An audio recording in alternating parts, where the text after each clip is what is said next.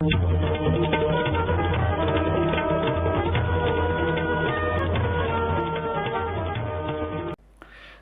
पूरब टाइम्स की पेशकश फटाफट ताज़े समाचार में आपका स्वागत है।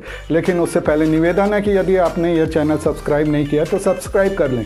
केंद्र सरकार ने आयकर रिटर्न दाखिल करने की समय सीमा को बढ़ा दिया है। अब वित्त वर्ष 2019-20 के लिए आयकर रिटर्न दाखिल करने की तारीख 30 नवंबर 2020 कर दी है।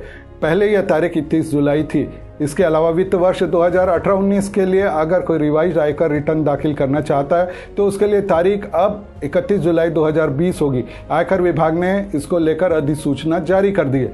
स्टेट बैंक ऑफ इंडिया ने अपने ग्राहकों को मैसेज भेजकर और सोशल मीडिया के जरिए संभावित साइबर अटैक को लेकर चेतावनी जारी की है। एसबीआई ने कहा है कि ईमेल एड्रेस ncov2019@gov.in से आने वाली किसी भी ईमेल को क्लिक न करें। हैकर्स ने 20 लाख भारतीयों के ईमेल एड्रेस हासिल कर लिए। वे उन्हें फ्री कोरोना टेस्ट के नाम पर ईमेल भेजकर उनकी व्यक्तिगत और बैंक संबंधित जानकारी हासिल करने की कोशिश कर रहे हैं। आपकी एक क्लिक से आपके अकाउंट से लाखों रुपए जा सकते हैं।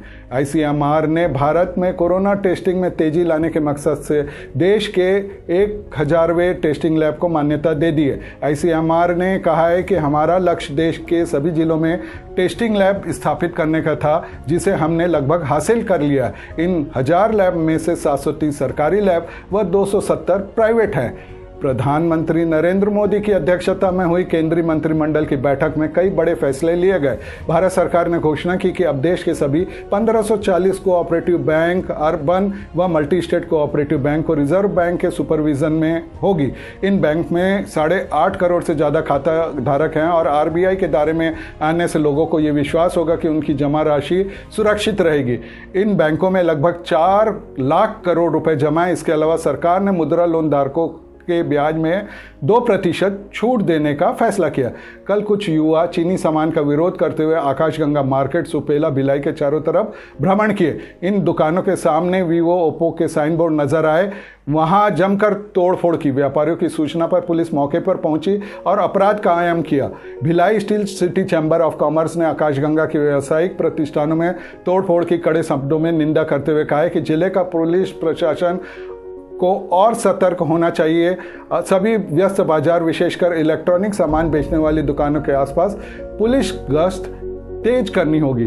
जब देश में चीन और चीनी सामान के बहिष्कार की मांग उठ रही है, तब छत्तीसगढ़ भी चीन के अलावा दूसरे देशों को प्राथमिकता दे रहा है। दूसरे देश भी महत्व दे रहे हैं। खबर है कि थाईलैंड की तरफ से भिलाई स्टील प्लांट को 20,000 टन बिलेट्स का ऑर्डर दिया है। ऐसा पहली बार हुआ है। पिछले कई माह में पहली बार बीएसपी चीन को छोड़कर किसी दूसरे देश को माल सप्लाई करेगा। दुर्ग बाल संप्रेक्षण गृह में नाबालिग अपचारी बालकों ने कल जमकर उत्पात मचाया। केयरटेकर का हाथ पैर बांधकर उससे चाबी छीनी और बाउंड्री वॉल फांदकर 5 अपचारी बालक भाग निकले। आज भागे बच्चों में से 2 वापस लौट आए, जबकि 3 की तलाश जारी है। विदित हो कि पिछले 2 सालों से यह जगह अपचारी बालकों के द्वारा किए जा रहे अनुशासनहीनता, मारपीट, तोड़फोड़ व अपचारियों के भागने के कारण सुर्खियों में रहा है। भारत में मानसून ने दस्तक दे दी है। वहीं मौसम विभाग ने चेतावनी जारी की है कि 24 घंटे के अंदर उत्तर छत्तीसगढ़ में जमकर बारिश होगी। वहीं मध्य व दक्षिण छत्तीसगढ़ में केवल 1 या 2 स्थानों में तेज गरज के साथ छींटे पड़ेंगे